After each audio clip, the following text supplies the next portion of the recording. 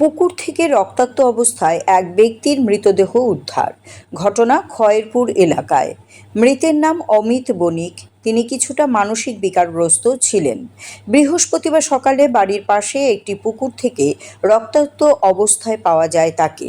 GB হাসপাতালে আনা হলে কর্তব্যরত চিকিৎসক তাকে মৃত বলে ঘোষণা করেন। এই অস্বাভাবিক মৃত্যুর ঘটনায় পুলিশ একটি মামলা নিয়েছে। ঠিক কিভাবে এই যুবকের মৃত্যু হয় তা জানা যায়নি। সঠিক পুলিশি তদন্তেই তা বের হওয়া সম্ভব। মানসিক ভারসাম্যহীন অমিতের মৃত্যুতে শোকের ছায়া নেমে এসেছে। এটি নিছক দুর্ঘটনা নাকি এই মৃত্যুর পেছনে অন্য কোনো রহস্য রয়েছে কি তা জানতে চাইছেন এলাকাবাসী। সকালে দেখলাম ভাই পুকুরে বেরিয়েছে মা এসেছিল এটা কি বাড়ির পাশে পুকুরে পাইছেন না অন্য জায়গায়? বাড়ির পাশে এই গতকালকে কোন সময় থেকে নিখোঁজ আছিল?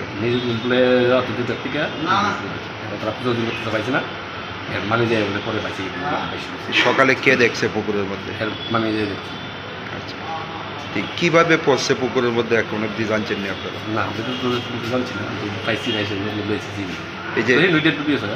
এই যে মাথার মধ্যে যে রক্তের দাগ, এগুলি দেখে কি মনে হইতেছে? মানে জলে পড়লে এভাবে রক্তের দাগ? আমরা বাবা নিয়েছি সামনে পুকুরে আনা আসতো, আনা নদীতে পড়ছে, খাল বান্না আসলো, হয়ে যায় আসছে। এটা আপনারা যে সময় পাইছেন তো অনেকে মৃত আসলো না জীবিত আসলো? তারপর হাসপাতালে কে আনছে? আসলে তো ভাই আছে, আছে। পুলিশ গেছিল নি? না, পুলিশ অপনাইছে। আচ্ছা, কোন থানার পুলিশ?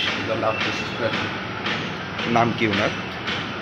নামটা নাকি নাম আসলো অর্জুন ঘোষ নেই।